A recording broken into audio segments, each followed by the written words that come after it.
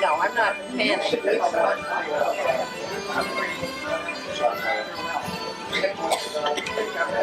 But that's okay if they cross the bridges because I don't want any more people. We got enough to think of. We can do that right through the summer. Huh?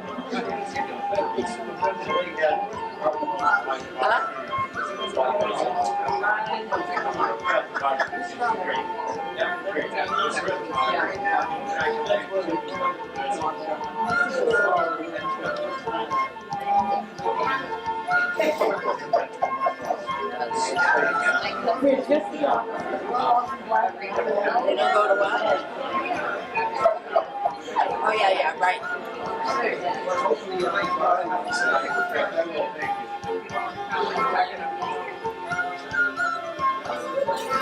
We were, well, I have to think, I said, we haven't bought anything extra, we haven't bought an extra, we haven't bought the extra toilet paper. That is funny. Oh, did you? I don't know.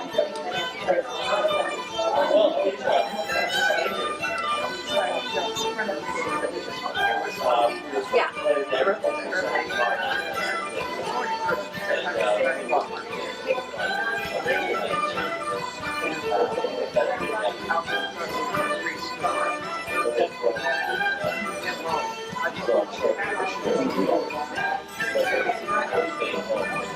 So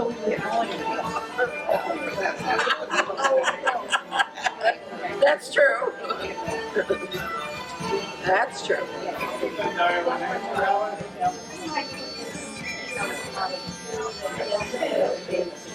So where does the friend live? Near West Palm Beach? Yeah, right.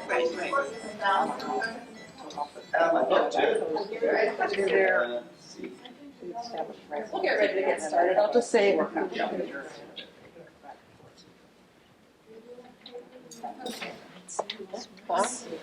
Hello, welcome. She said she might be late. It does seem to be working. And I'm Sue Henkin, one of the reference librarians here at the library, and we wanted to welcome everybody. And a couple quick things we want to point out if you haven't been here. The emergency exits are here and out that door. And restrooms are down the hall that way to the right. And I wanted to thank the trustees of the Falmouth Public Library for sponsoring our programs. And today we also have someone from Falmouth Community Television Filming, which we appreciate very much. And I'm sure he will probably make it available later for us. And, oh, also, so there is a sheet for email over there, and that is for Sean, in case you wanted to get more information on his programs. You can sign that on the way out. There's a few books in the back that he will be selling afterwards, so he will tell you more about that.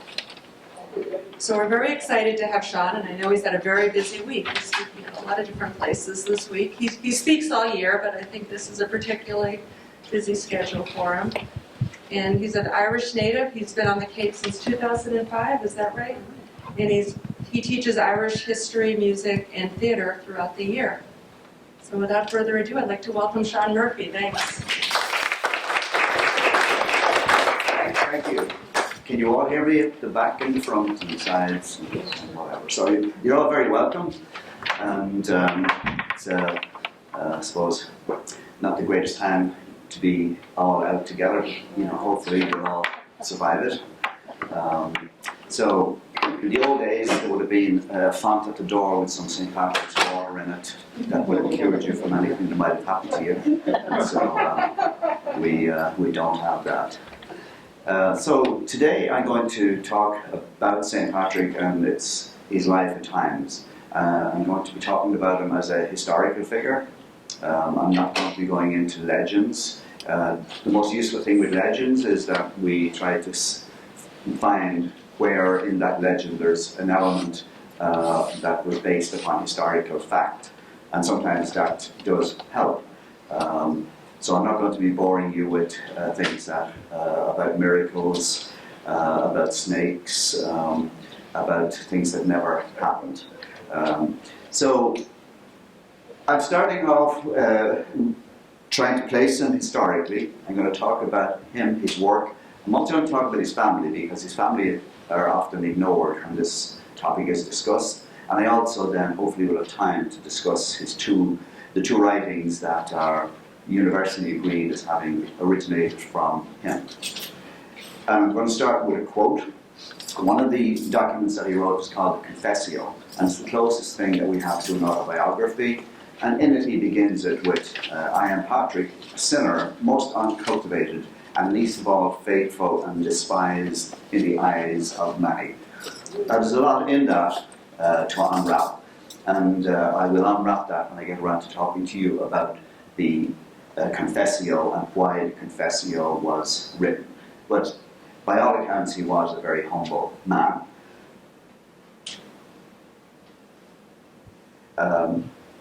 There is a sheet, and if you want to get a copy of the presentation, if you give me your email, I will send you a copy of the presentation.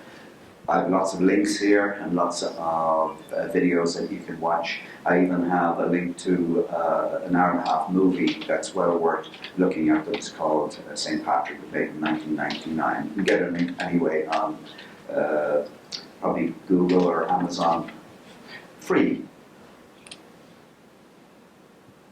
And there's also a short movie for 8 minutes that's called The Life of St. Patrick in Ireland. And then there's a 20-minute movie, St. Patrick in Ireland. So there's plenty of material out there for you. So I'm going to start off by looking at him and his family. So when I talk about this, I run a session in O'Shea's on Sunday night. O'Shea's Old Inn in West Dennis. And we collect money or whatever tips that comes in to the session. It goes to the local parade committee. So I always tell people a little bit about him. So the first thing you should know about him is he wasn't Irish, and his name wasn't Patrick. His name was Maewyn Sacat Patricius, and he was from a Romano-British Christian missionary family living somewhere along the coast of Britain. And the Welsh would fight over whether it was Wales, the Scots would fight over whether it was Scotland, and there's no way of really getting to the bottom of that one. He's known as the Apostle of Ireland. He's the primary patron saint of Ireland, along with Saints Brigid and Saint Columba. His parents were Calpurnius and Conchessa, and they were wealthy Romano-British people living in Britain. At this stage, Rome had been in control of Britain for roughly 300 years. They had invaded Britain for the first time about 60 or 70 years BC, and then they came back about 100 years later and successfully conquered the place and made it a colony. So by the time that Patrick was born, the country was controlled by a Romano-British, at this stage, the Romans who were there. Many of them were third, fourth, fifth generation. There'd been many of them, their origins lay back hundreds of years before that. But they were distinct from the other peoples on the island of Britain, like the remaining Celts and the Picts in Scotland. So you probably know that Ireland was never invaded, never conquered anyway by Rome. And one of the reasons for that was that the Romans and the Celts had been battling together for the best part of 1,000 years by the time that Patrick had come. Unfortunately for the Celts, they had been defeated by the Romans, and the origin of many of the Celts in Ireland were people who arrived in Ireland after being pushed out of their Celtic lands in Europe as the Romans defeated their tribes. The other thing that's significant is that for Christians, the first 300 years Christianity was a very oppressive time. The first couple of dozen popes were all martyred. And up to the year 300, persecution was on a massive scale. The change came when a new emperor arose, Constantine, and for some reason, in his final battle, he declared that if he won the battle, he would adopt Christianity. He won the battle, and he then decriminalized Christianity, and over a period of time, then within the next 70 to 80 years, and by the time that Patrick was born, Christianity was now the only and the official language of the Roman Empire. So Patrick was growing up in, and his parents were growing up in, a very important time. But the problem was the Roman Empire was collapsing. It had been under severe attack, so it was in what we would now call terminal decline. The Irish, as I said, had never been conquered, and the strategy of the Irish had been, because they knew the Romans well, they had fought them in Europe, so the history, and I can tell you that people's understanding of history in those days was much greater than people's understanding of history today. It was knowledge that everybody had. They talked about it all of the time. They didn't sit down every evening and stare at a screen. They talked. And they talked about life, and they talked about their history, and the history of their country, the history of their family. So they were very knowledgeable about all of those things. So the empire was collapsing. The Irish at this stage were continuing a campaign which was basically to attack the Roman bases in Britain and in Gaul. Now, it was on one of those raids that Patrick was kidnapped, and in his work he tells us that thousands of people were with him and were kidnapped and brought to Ireland as Christian slaves. So he came to Ireland around the year, probably around the 390s. The other thing that is ignored a lot of the time is that members of his family came. Now, from what we know, it appears as if one of his brothers was killed at the time that he was kidnapped and brought to Ireland as a slave. We know that he had 5 or 6 sisters. There's no clarity on whether it was 5 or 6. And a number of them remained in Ireland, and one of them was called Dorerca, and she was mother of 20 children. She's known as the Mother of Saints because many of her offspring were priests, bishops, nuns, and a number of them ended up being saints. So he also had nephews, and probably his most famous nephew is Saint Mel.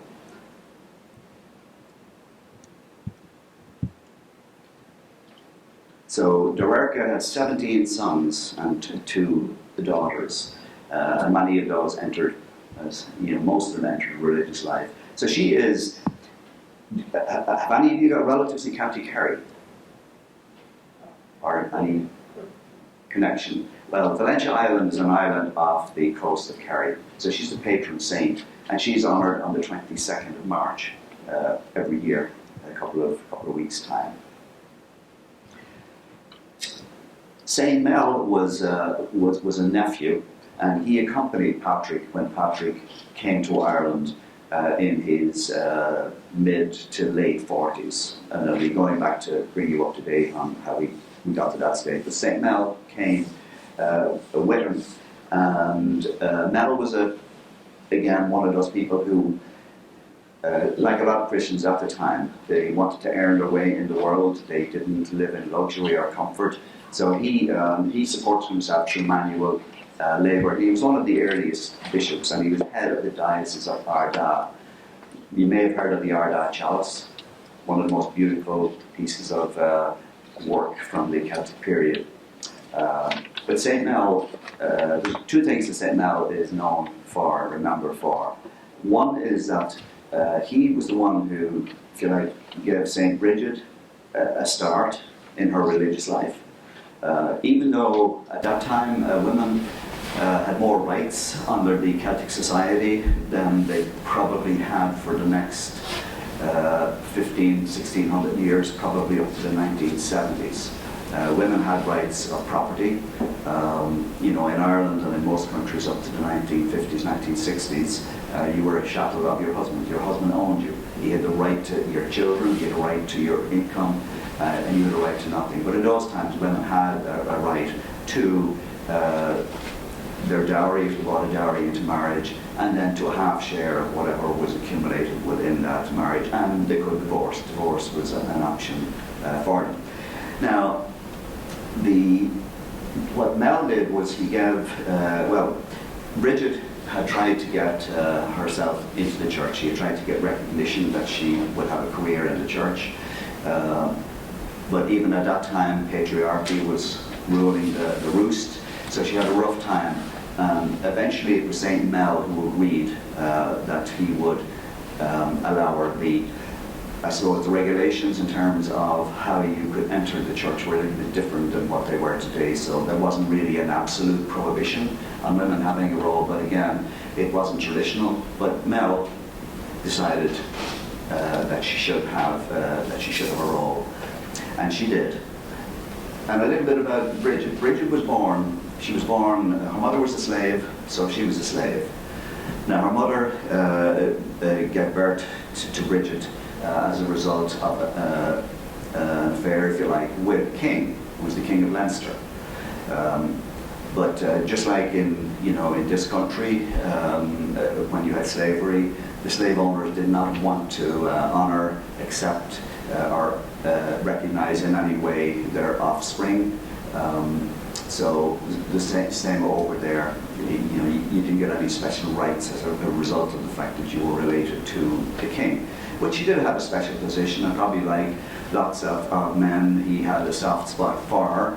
And over time, and you can read about it, but she did a few things that were annoying to him, like giving away anything she could get her hands on that belonged to him, and being helpful to people in need at his expense. He eventually, anyway, decided the best thing to do was to get rid of her, so he made her free, a free woman, because there was a route at that time to becoming a free person. First thing she did was she went looking for her mother, found her mother, who was a slave. She had already been sold, because even at that stage, just like here, families could be separated. So she apparently, if you read it, if you read some of the narrative on this, they talk about her performing all sorts of miracles, but the reality, it wasn't miracles. She just had a very good understanding of nature and of agriculture, and essentially the improvements that she was able to introduce to farming on the farm that her mother was in was such that the landowner was very impressed, and eventually he agreed to let her mum become a free woman as well. So at this stage, Christianity was pretty well, it was pretty well established, and she wanted to set up some convents. So her father was still king, so she went to him and put it to him that he should give her some land so she could build her institutions, and he did that.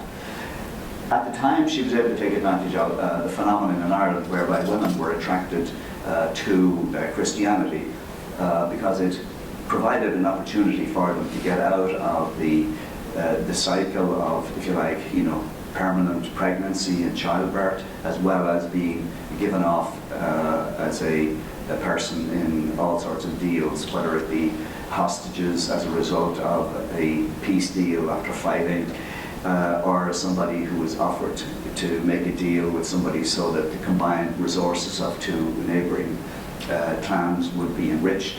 So the fate of a lot of women, particularly women who were of the kind of elite in Irish society, that was what was there. So a lot of them then, when they heard about this option of becoming the bride of Christ, that was very, very attractive to them, and they took to it in a big way and were able to make it work.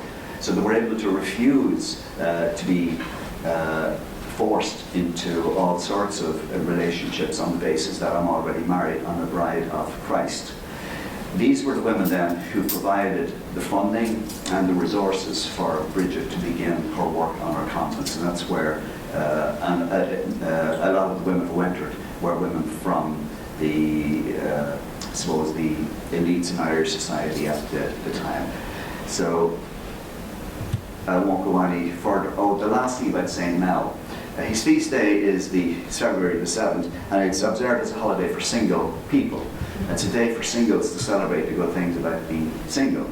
And traditions include sending yourself a St. Mel's Day card, and for people to host parties for their single friends. So we get back to St. Patrick. So he was a slave, and that's an image of Slamish or Sliamish. There are different pronunciations and different ways of telling it. But that's where he was. He was on that land. Now, there are some people from Mayo who would say that he went to Mayo, not to Antrim, because Mayo is where what's the mountain there? St. Patrick, Kirkpatrick, yeah, is. So there's a local tradition that it was there that he went, and not to Antrim, but most people accept that it was Antrim. So at 16, he was captured and brought to Ireland, and just off the northeast coast. He was owned by a Rí means king.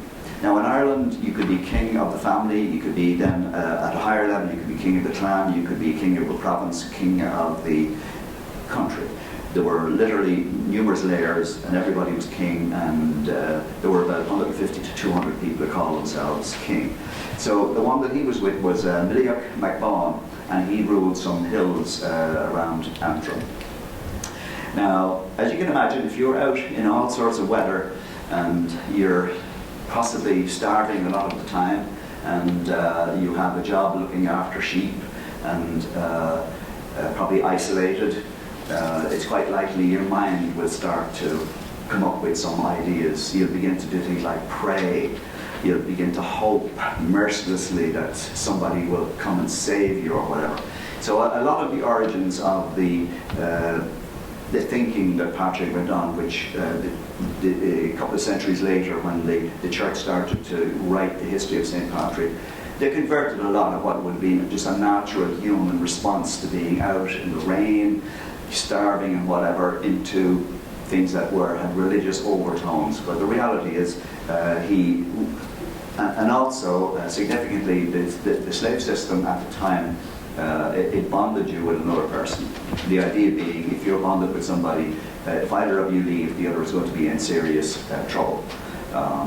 They're probably going to be, you can imagine what I'm talking about. So it was such that it was very unlikely that you would want to leave your fellow slave.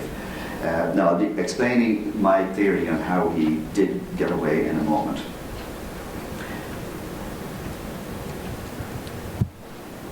So he was there for 6 years, from 16 to 22.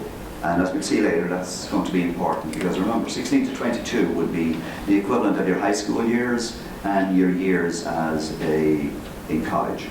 And if you miss out on those years, particularly if you want to go into a professional occupation, well then that's going to it's going to present a lot of difficulties. And it did for Patrick, as we'll see later on, because he missed out on being able to speak and understand and write good, strong Latin, and also some of the skills, oratorical skills, rhetorical skills. Those were ones that he would have learned, in school. He didn't have those. So when he decided to get back into the church, his 6 years on the mountains presented a problem. But as I'll show you later, it was exactly those 6 years on the mountains that eventually led to a decision being taken that he should come to Ireland, because he was able to show on his CV, look, I was in Ireland, I can speak some of the language, I know the habits of the people, and when I was there, they thought I was a great guy, and I think I can get on with them. Those kind of things. So now, what happens is, if you read a lot of the religious works, they'll talk to you about he got. When he was sleeping, voices started to come to him, and a voice saying, "Your hungers are rewarded, you are going home." Essentially, what are we talking about here? We're talking about homesickness. So again, when the narrative was written, they, tried to create this narrative about his relationship with God, that God was talking to him in his sleep. So he did, in fact, have to walk 200 miles from there. Now, when he got there were boats, because there was always boats there, because there was trading going on. It wasn't as if there was a boat waiting for him. The narrative will tell you that he went to that place because he was told there was a boat waiting for him. But essentially he was told to go to a port where there was going to be boats anyway. That's another day's story. He was never intercepted or otherwise approached, an almost impossible achievement. Now, he explains this in his writing as, "I came in God's strength and had nothing to fear." So there's a couple of things that may have happened. One was that there may have been the equivalent of your Underground Railroad, whereby people helped each other to escape. In a lot of situations where you were a slave and you came from a wealthy family, there would be a period in which there would be visitations from, where you originated from, people coming, offering ransom, and a lot of the times you would be freed for a payment of ransom. We're not sure if that was attempted in the case of St. Patrick, but if it did, it failed. But what happened, and what explains his escape to me, is that the High King of Ireland at the time was Niall of the Nine Hostages. If you're doing, if you're ever getting your DNA analysed, you're going to hear a lot about Niall of the Nine Hostages, because something like a quarter of the people, of the Irish diaspora, somehow or another magically claim to be descended from Niall of the Nine Hostages. He had lots of sons and he had lots of partners, but anyway, maybe we'll see more when there's more DNA done. We'll get to the bottom of that one. But he was the High King, very popular. He was one of the strongest leaders throughout Europe. He'd been fighting the Romans in Britain and in Gaul, which would be the equivalent of modern-day France. And what happened was he had an enemy in Ireland, an enemy who was a prince in Leinster. And this may be the first instance that we know of a High King being killed by a stalker. And Niall was fighting the Romans in the Alps, and his stalker killed him with an arrow. He'd been stalking him for years and took this opportunity. Now, because he was such a famous and such a strong and such a liked leader within Ireland, also he had lots of sons. His death, obviously, he was assassinated, so it was something that came as a total shock, total surprise. So there would have been a huge amount of political turmoil at the time as people vied to take advantage of that to create their own new situation. And it's my theory that that allowed Patrick to escape. He was a Christian, so it's unlikely that he would have abandoned his slave partner, leaving that person behind to possibly be killed. So it's my theory that there was a lot of, at the time, the country probably entered a period of instability, and we do know from events afterwards that the political landscape in the country, as well as the ownership of land, went through a massive change at that time. So that's how I think he managed to escape. So he went then to his port in either Wexford or Waterford on the southeast coast. And when he approached the captain of the ship, it was clear to the captain that he was, an escaped slave. So the captain didn't want to have to do with him because there were severe penalties to do so. But apparently Patrick convinced him that he was skillful, and the cargo on that ship was Irish wolfhounds and various other Irish dogs that were going to Rome, because the Romans treasured the Irish dogs and used them for various things, sport and other activities. Now Patrick, as a result of having been around animals, apparently was able to impress them with his skills with the dogs, so they ended up allowing him and to take the risk of bringing him aboard. He must have had some value to them. So he went, and he says in his book that it took 3 days. There's a lot of books. Just about every book will have contradictory stories in it. So there is no one line that everybody agrees to. And some people would say there was never even a St. Patrick. So when you get out there and look at the whole historical material, there's a lot to try to figure out. Now, the fact that he travelled for 3 days, for most people, including myself, means that it wasn't to England that they went, because there was no way it would have taken 3 days to get across at the time. Also, it says then that when he got there, the place was barren, and that there was nobody there, that the place was deserted, and they had to walk for nearly a month. Now, there's no evidence that there was anything going on in Britain, at that time, or in the part of it that we call England now, because England didn't exist at that time. So it's more likely that it was to Gaul that they went. And what had happened in Gaul was, at this stage, the Germanic tribes had come from the eastern and western parts of Europe and had descended on the Christianized western parts of Europe, and had driven all those people aside and had destroyed those areas.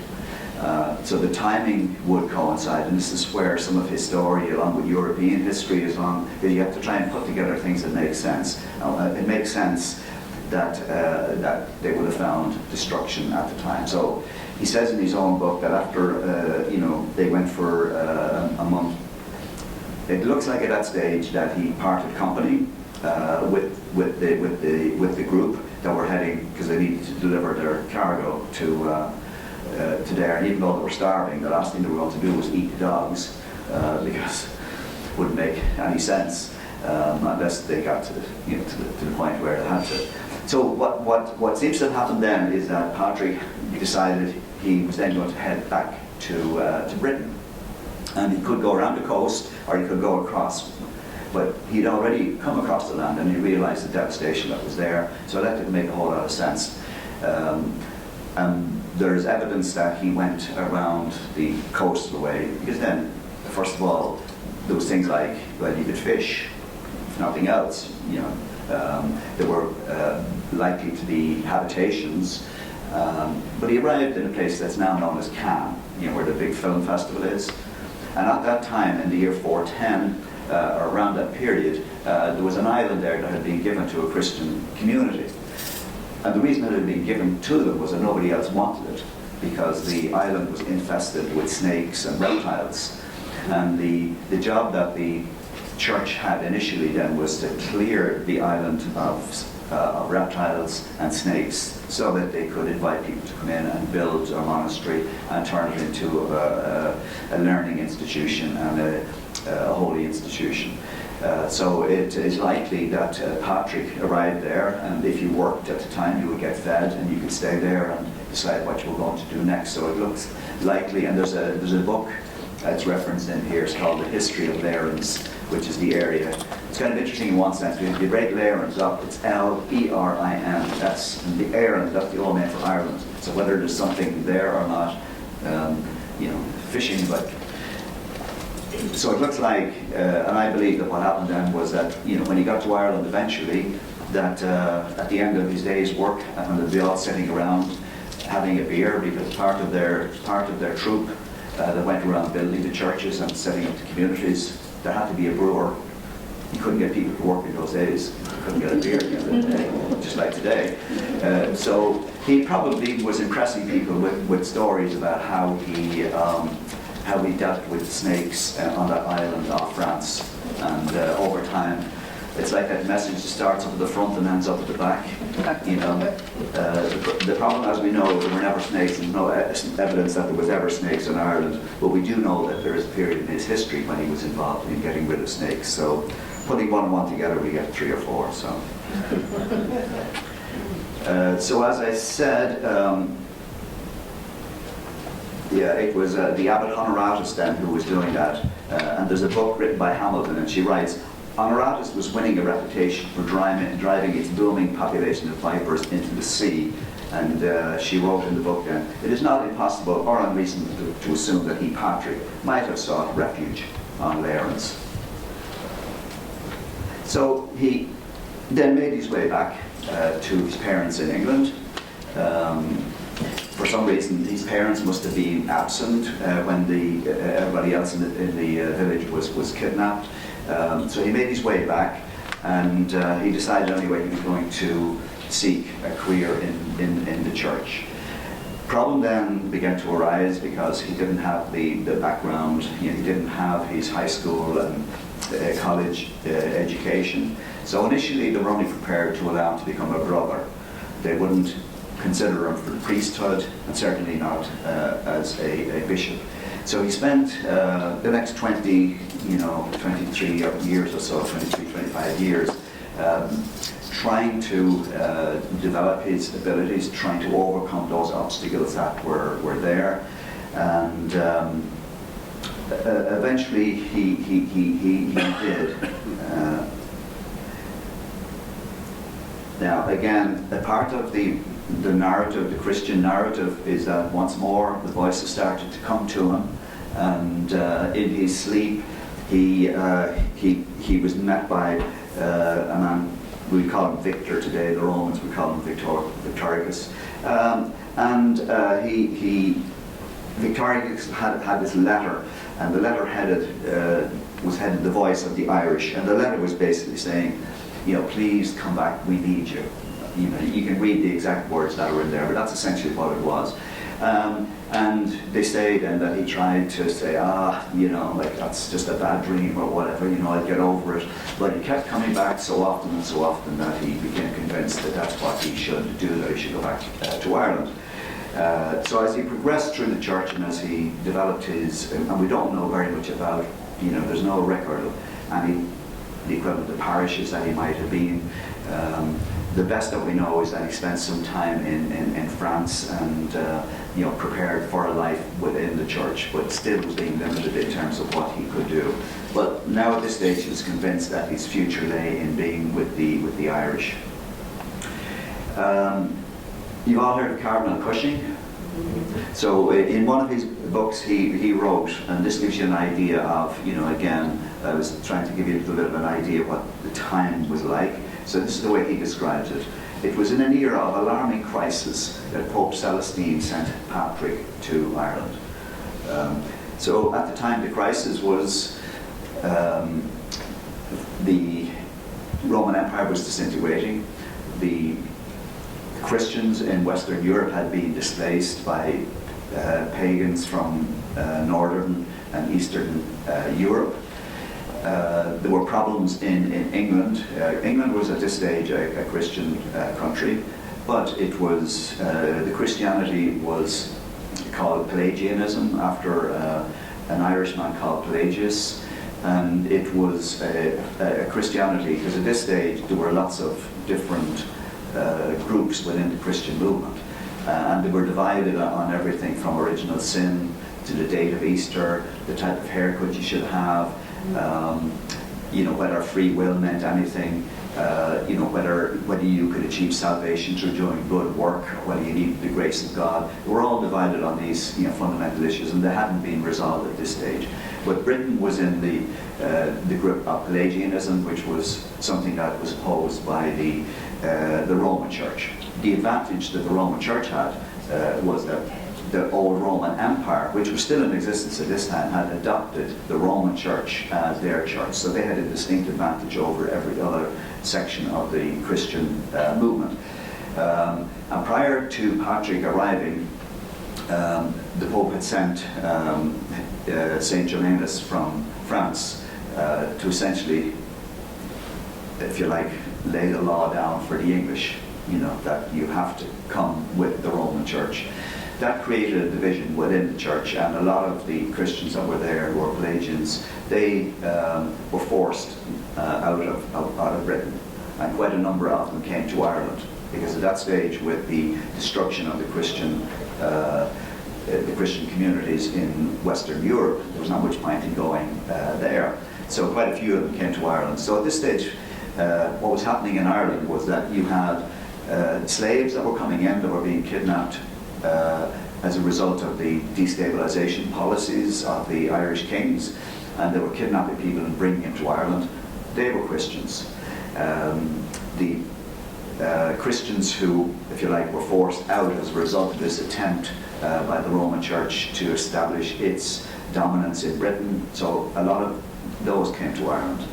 Then the people who had been living along the coast in places like France and various other places, as you go along Europe there, when they were pushed out by the advancing Northern Europeans, a lot of those took to the seas and ended up in Ireland, and they were Christians as well. So while the natives in Ireland were largely pagan, and remember, pagans are highly religious.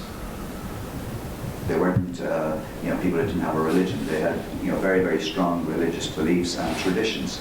So now there was a lot of Christians coming to Ireland. And remember, Ireland had never been part of the Roman Empire.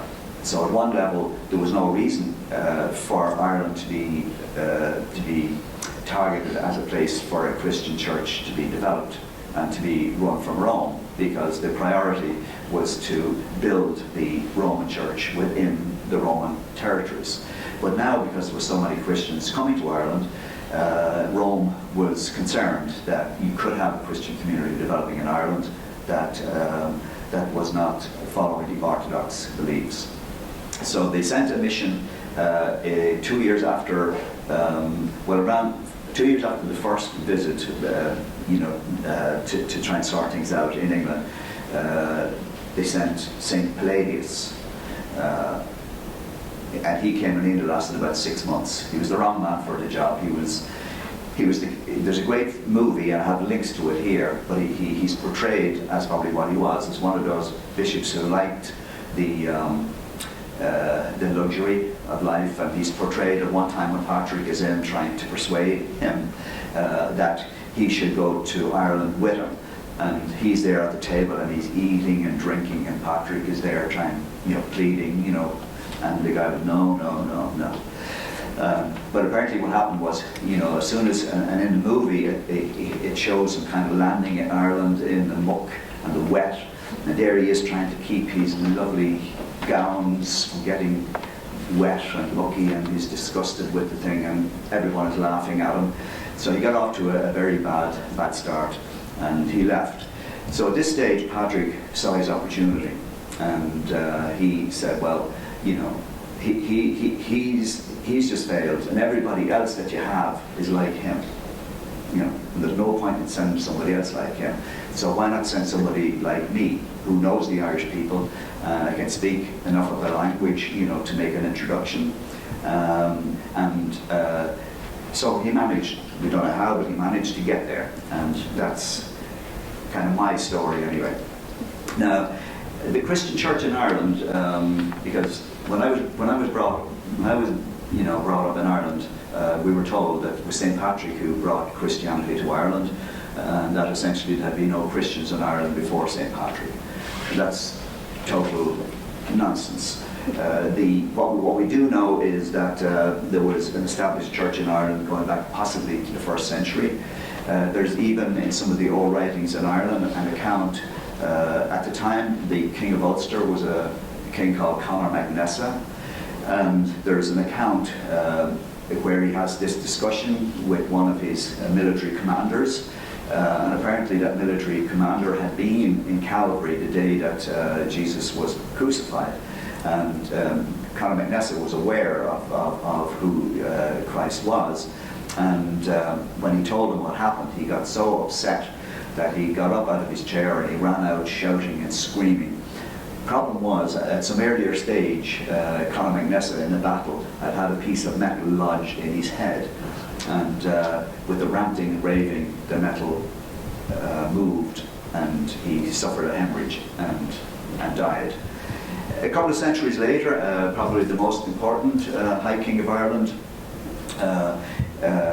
apparently became a Christian, and it is thought that the Druids poisoned him because he was a Christian.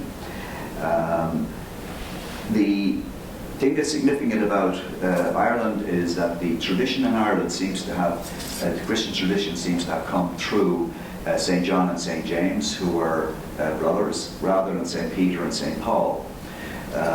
And for hundreds of years, after that, up to the 13th, 14th century, have any of you ever been to Dingle? Well, from Dingle and Galway were the two most important centres along the west coast, and people used to leave from Dingle to go on pilgrimages to Spain, because the patron saint of Spain is St. James, and there's still a walk there that people go on to this day. There's the Compostela. Are you familiar with the walk? So they didn't go to Jerusalem, they didn't go to Rome, they went to Spain. Now, again, because of that, there were significant differences between, because James and John were more from the Eastern Middle East, whereas Peter and Paul were parked in Rome, if you like. So on things like the dating of Easter, there was differences. So the Irish had a different date for Easter, they dated it differently. Also, the type of haircut was different, because there were three different types of haircuts, but the one that Rome wanted was different than the one from Ireland. They wanted one where the piece was cut off here. The Irish sheared, from here, and then the third one was that you sheared on top and around the side, and you just had this little bits of hair hanging down here. So you know, they fought wars over that for a long time.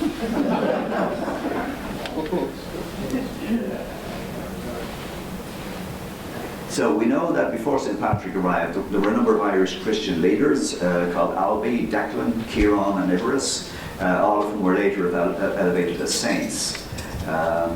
So again, I'm just trying to fill you in a little bit to show you that before he came, there's plenty of accepted evidence that he wasn't the first Christian to arrive.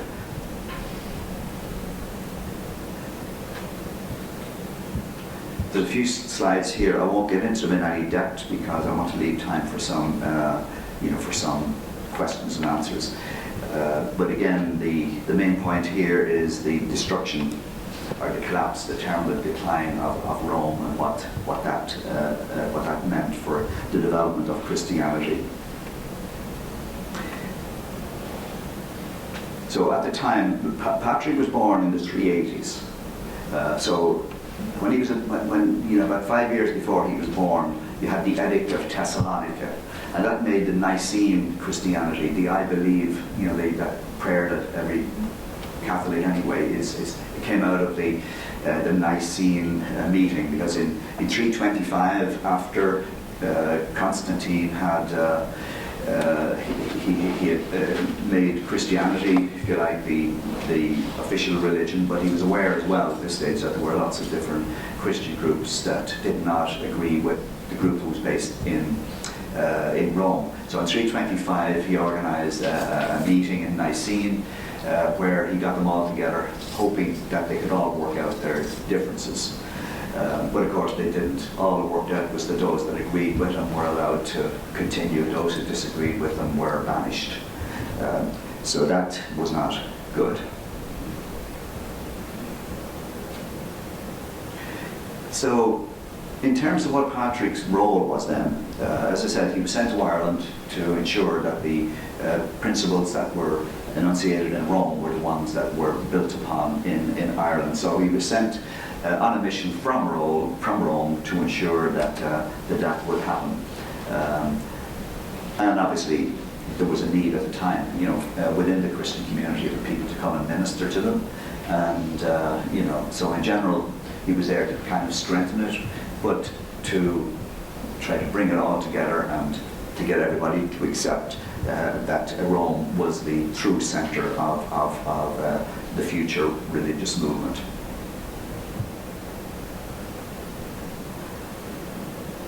So again, in terms of, if you look at the Irish people at the time, we know that most of them were pagans, but there were a number of Irish people who would have been influenced by Christianity over the hundreds of years. So some of them would have been mercenary soldiers, because the Irish could fight, and one of the things that the High King could do was he could send people off to fight, because he wasn't supposed to get involved in fighting in Ireland, other than to assist people who were aligned with him, but he was not supposed to start any wars unless he was directly attacked. He could defend himself.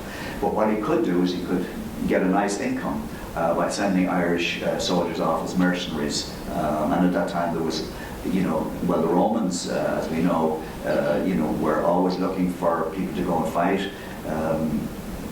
We don't know if anybody, went to fight with the Romans. We certainly do know that lots of people fought against the Romans, but there may have been some. But anyway, we know that mercenary soldiers went out, and they would have come across the Christian movement, and possibly when some of them returned, they may have returned after a number of years. They may have returned with spouses or whatever who were Christian. So that was one possible way. There was lots of trading.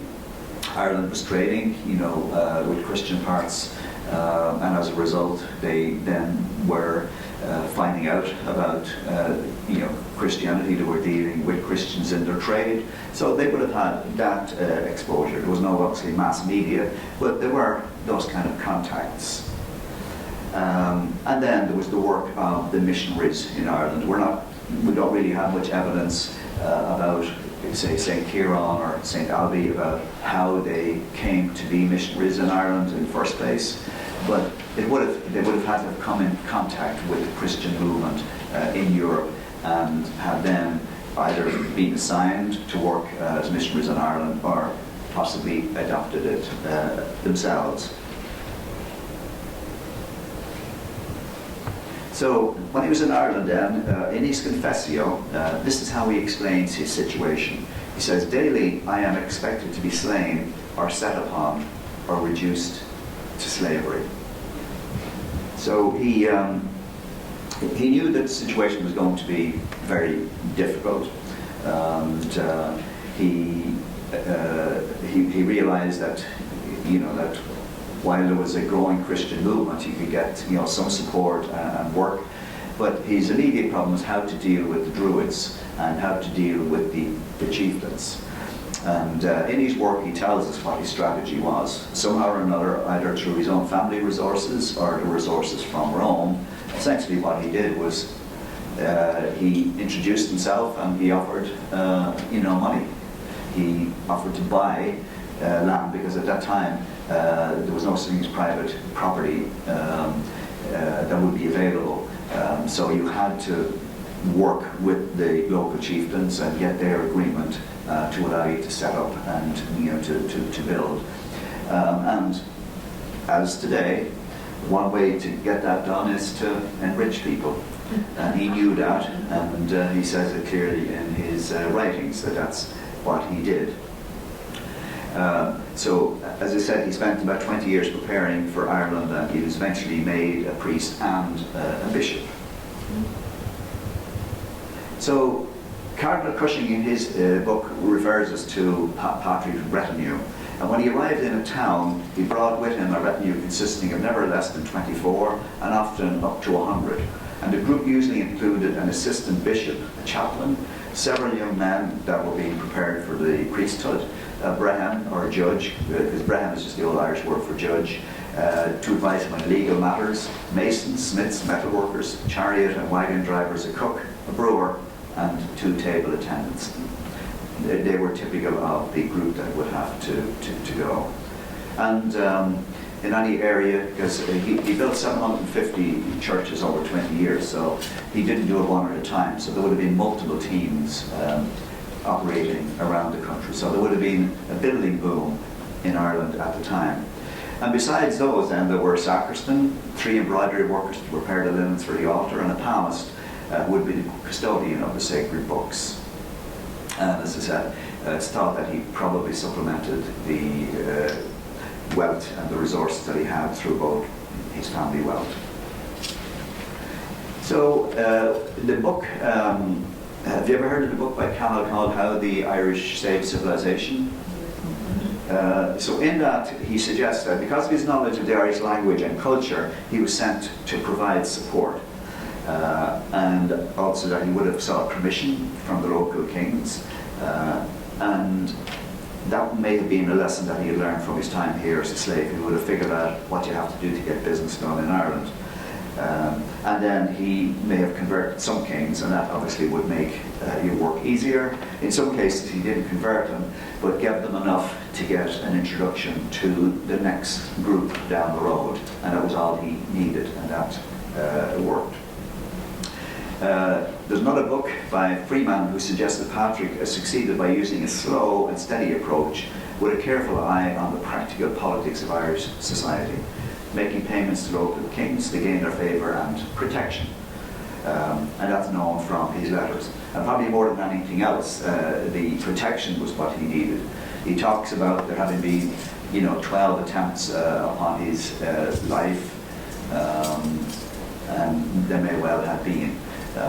He did lose some of his senior people who were killed, but pay no heed to the stories that you read that he was able to impress people by raising from the dead people who had been buried for 5 years or 10 years or something, the whole load of, because the problem at that time, when the Christian history was being written around the 5th, 6th, 7th century, was that everything was based upon the model for everything was the Old Testament. So there had to be miracles, and those miracles had to be the tails had to be as tall as you could make them.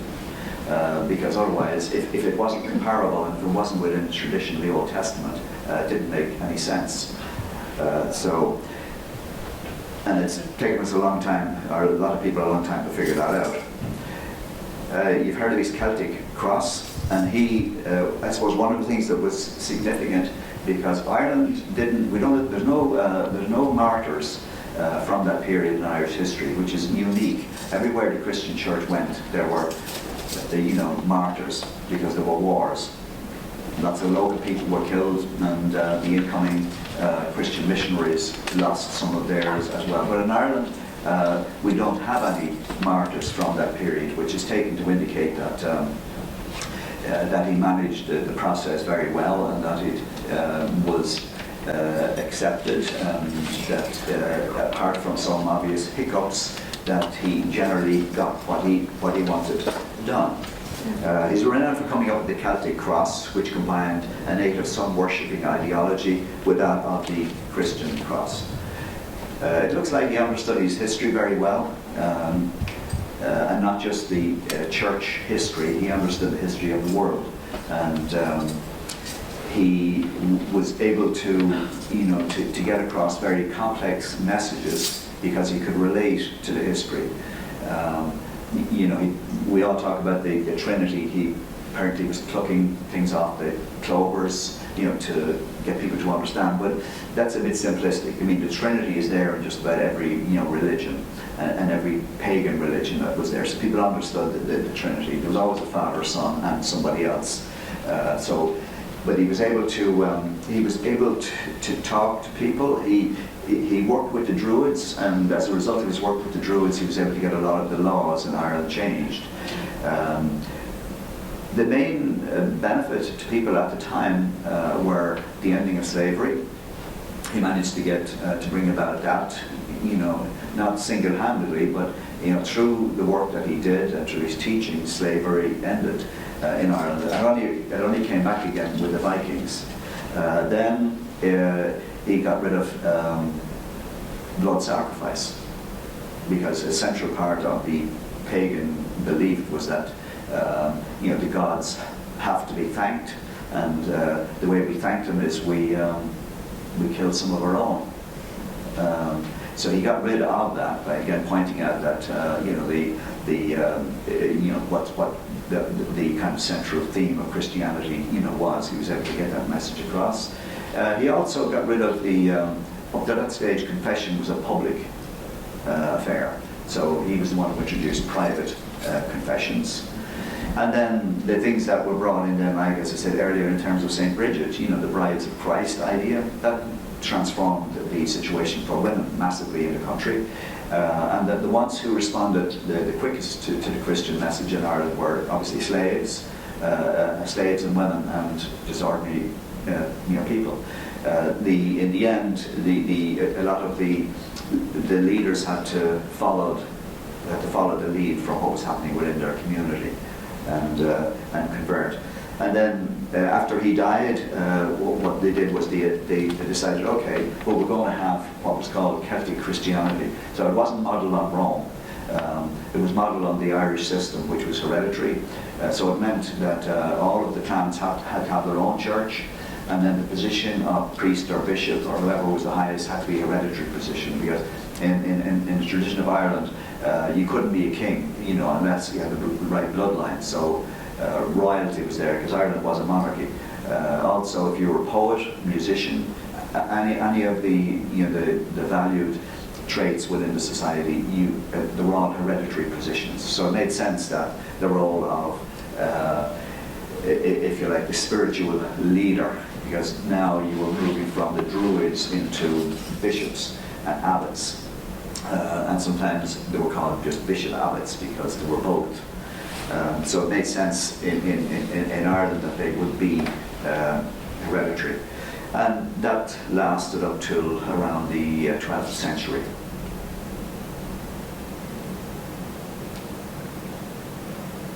He also made Latin the ecclesiastical language of Ireland.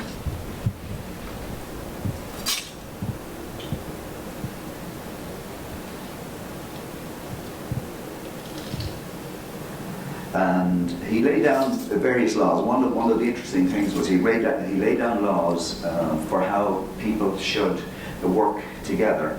So he came up with a code of conduct for Christians, towards their pagan. It was basically, I suppose today it would be a doctrine of acceptance, of difference, and working together. And over the next couple of 100 years, that kind of developed. And the first piece of international law was in Ireland, and it was called the Law of the Innocents. And it came about, I think it was in the 7th century. And it was a law that was intended to prevent the kind of wholesale slaughter of non-combatants. Because one of the horrors of war at that time was the killing of people who weren't involved in the war. So he wanted to bring that to an end. That was something that had been introduced. We know it was introduced by the Romans, because at one stage when Rome was being it was armies moving towards Rome, and they were trying to figure out what to do. So what they decided to do was, rather than fight the ones that were coming, they sent their armies into the territories of the incoming army and killed every child, woman, and man that was in there. They said, okay, even if these guys manage to succeed and defeat us, well, they won't have anybody else. Their society will be killed. So that today we know that as the policy of genocide, as well as just what's the word? Just scorched earth policy. Scorched earth policies, for the modern equivalent would be. Patrick wanted to get rid of that out of warfare. Let it be between soldiers, let the innocent. So that's why it was called the Law of Innocence. And again, that would be, I suppose, one of the things that was encouraged by the rise of Christianity. And so, according to Cardinal Cushing, because Patrick was only there for 25 years, according to him, the whole island of Ireland was Catholic, which it wasn't.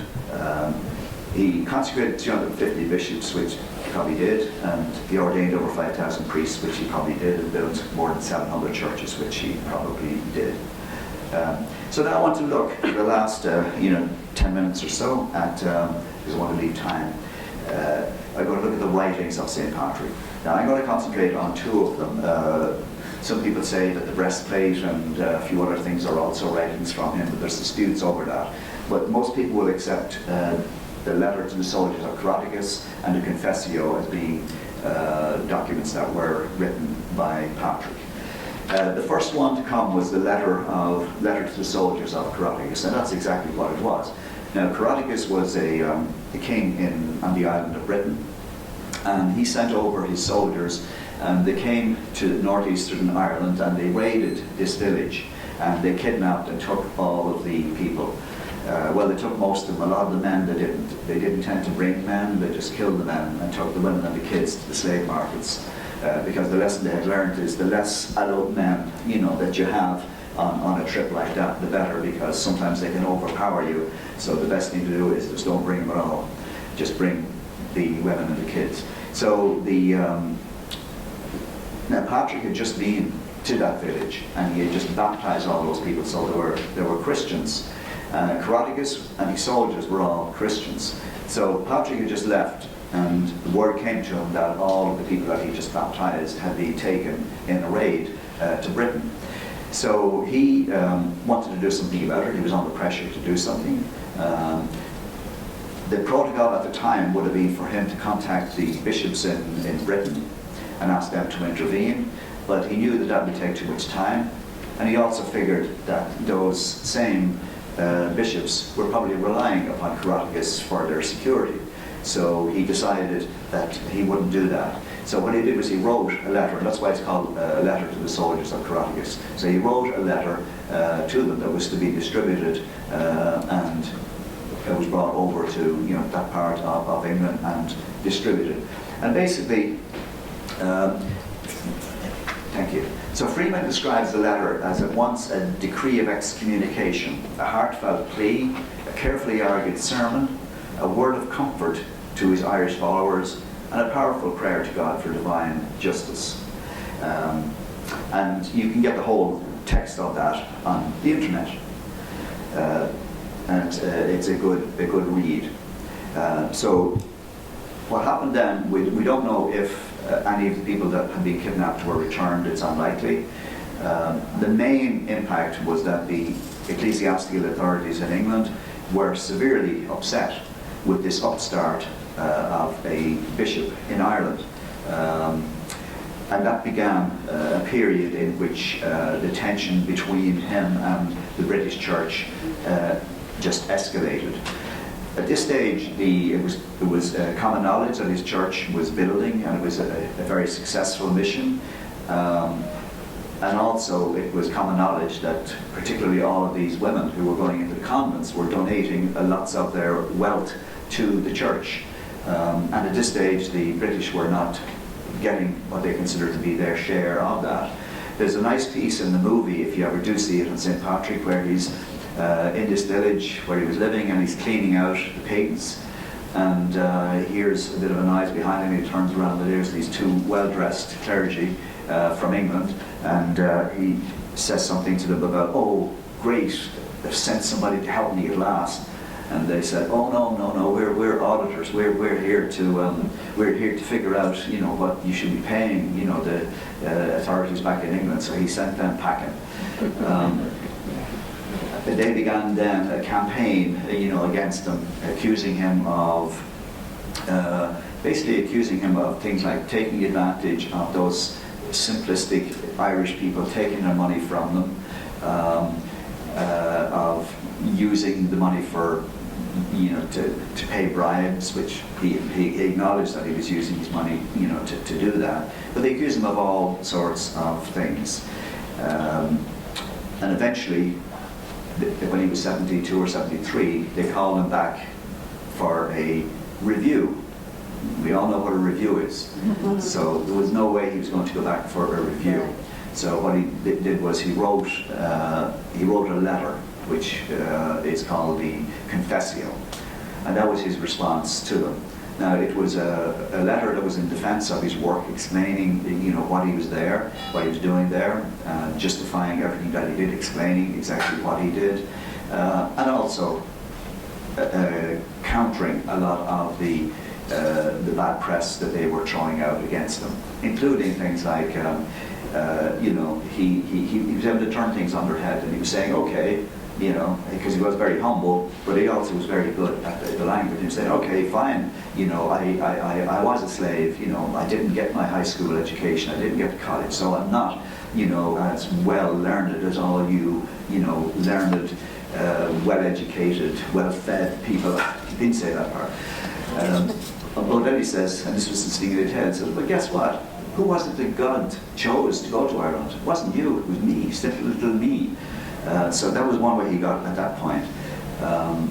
Then he he took another issue with them. He says, "Remember when I came to Ireland first, you guys really, you didn't think I was going to last a week over there. You figured that that I'd be dead within a couple of weeks, and you didn't really care. You didn't give me much support. But now that I'm successful, and that we have a thriving Christian community, you want to take it over." And he says, that's not going to happen. So again, if you get a chance to read that, it's on the internet, it doesn't take too long to read. One of the things that they called him was, they called him a filthy little pig keeper. They accused him of corruption, of having ulterior motives in moving to Ireland. They said he was unfit for the job. And of course, he was too close to the Irish. He'd gone native.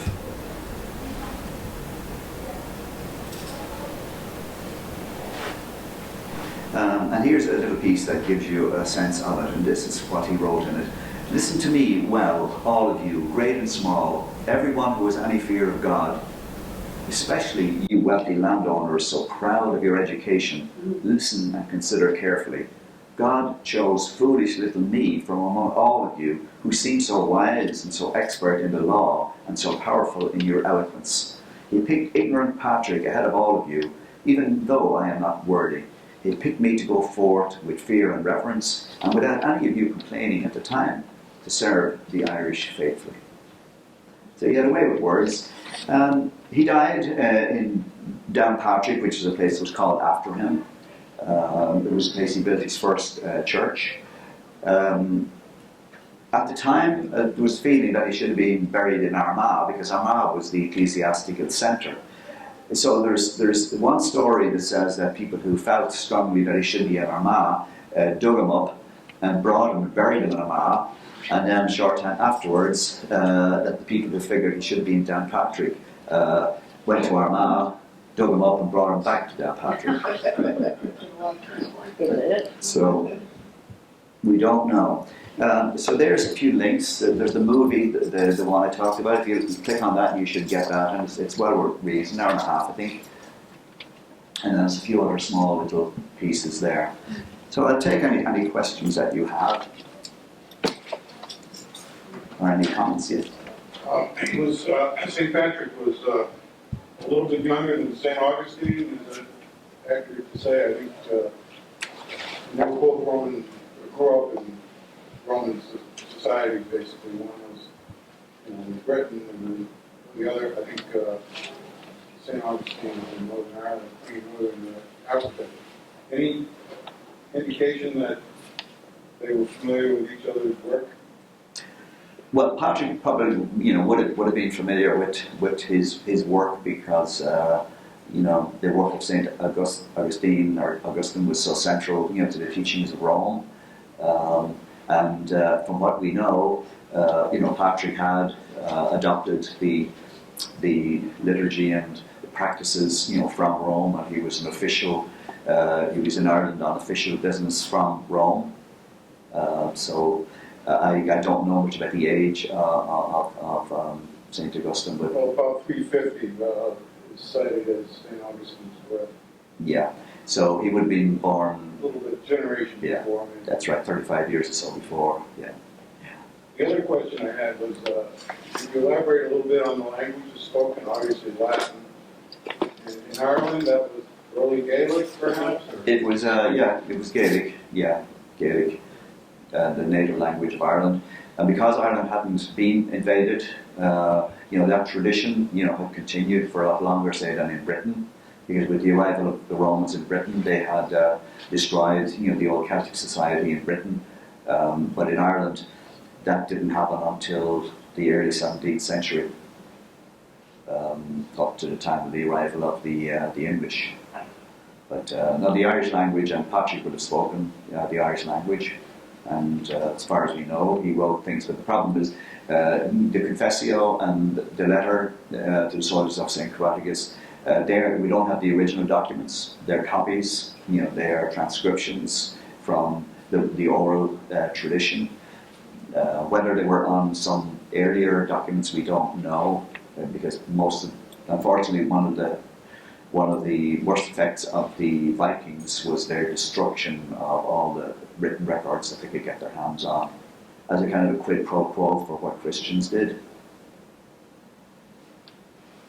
There was a plethora of saints that hung around a long time that the Catholic Church finally got rid of.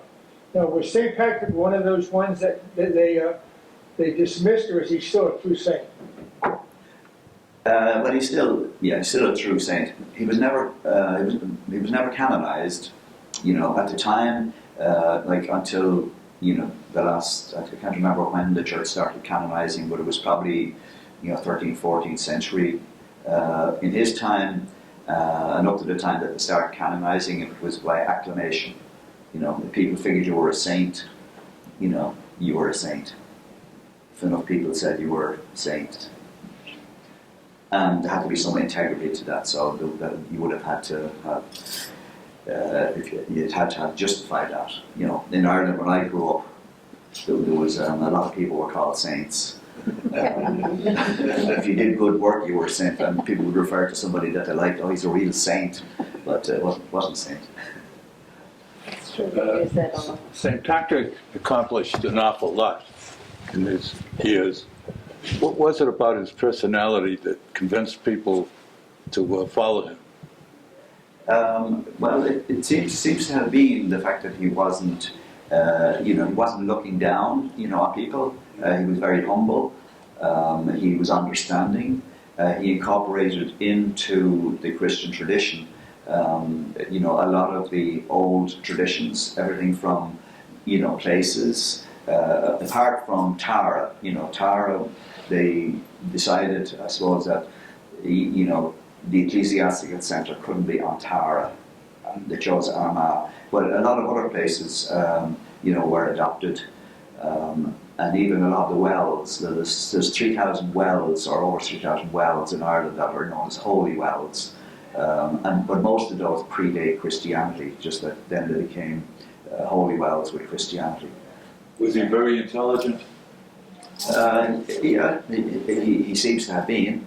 And also probably he had the advantage of, when he came to Ireland he was in his late 40s, so he wouldn't be as impetuous as somebody who was 25 or whatever.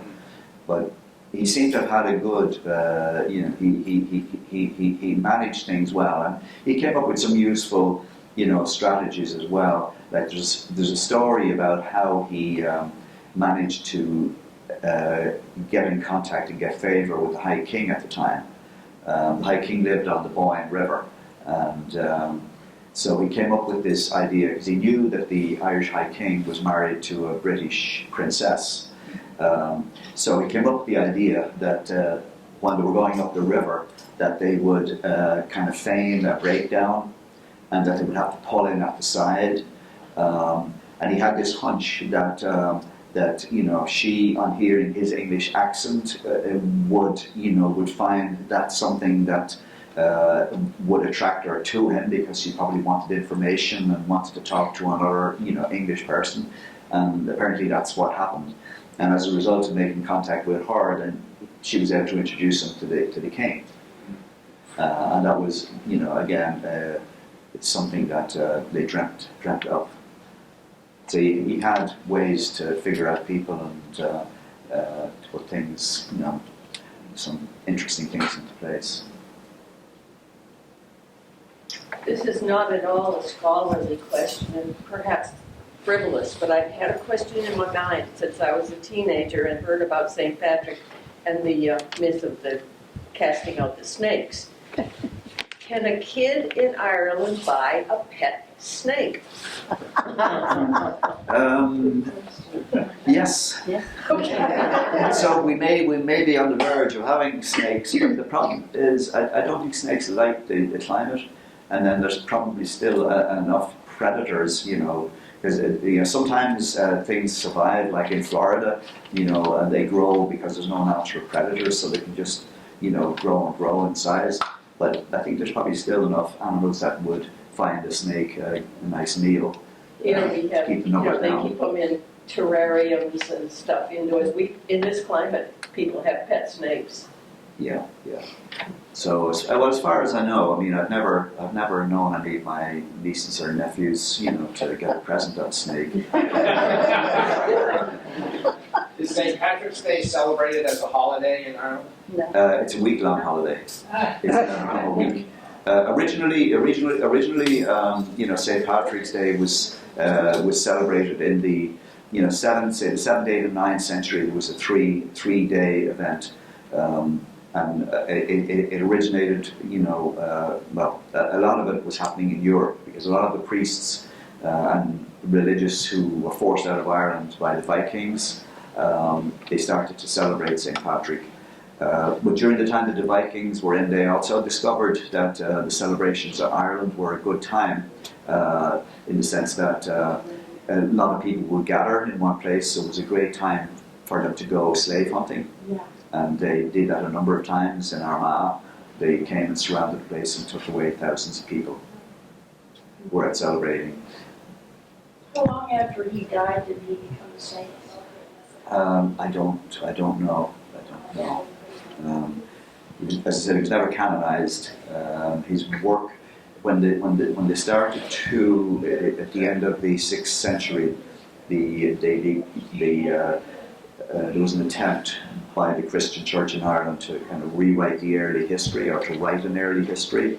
And at that stage, the story is they needed kind of a central character, and then Patrick was the one who filled that role. And again, they needed somebody that could be elevated to a status that people looked up to. Before that, it's hard. We just don't know. It's nothing, but so I don't actually know what year he was made a saint. Do they celebrate in Northern Ireland St. Patrick's Day as much as they do in the Republic? Yes, they do. Yeah. Patrick is claimed by everybody because that was before the Reformation. Is the word Plantagenet from that word that you were using in that group in Britain of Christians? That was Pelagius, yeah. Plantagenet, they were the one of the families of Normans who came in, first family of Normans. There was somebody here, I think, had their hand up, but I didn't get you at the time.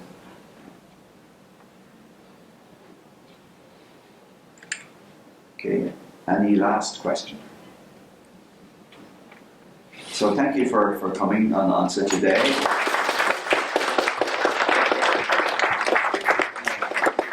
And make sure, if you want to get a copy of the presentation, just make sure there's a couple of places you can sign up, for all I need is your email address. It's over behind this man here with the camera. Can you tell us a little bit about your classes? Sure. The classes, on the Cape, I teach in the Cultural Centre of Cape Cod and South Yarmouth, and then I teach up in Campton at the Irish Cultural Centre. They're the two main places that I do courses. So one of the courses that I do, it's a chronological history of Ireland, and it eventually will be from the very earliest times, through the pre-Celts, through the Celts, the Christianization of Ireland, the Vikings, the Normans, right up to today. And I'm just in the process at the moment. The one thing at the moment are on Ireland for since 1998 to 2020. So I'm going to go back now and start again from the early ancient Irish history. A second group of courses that I have are county-based. I have a history for every county in Ireland. So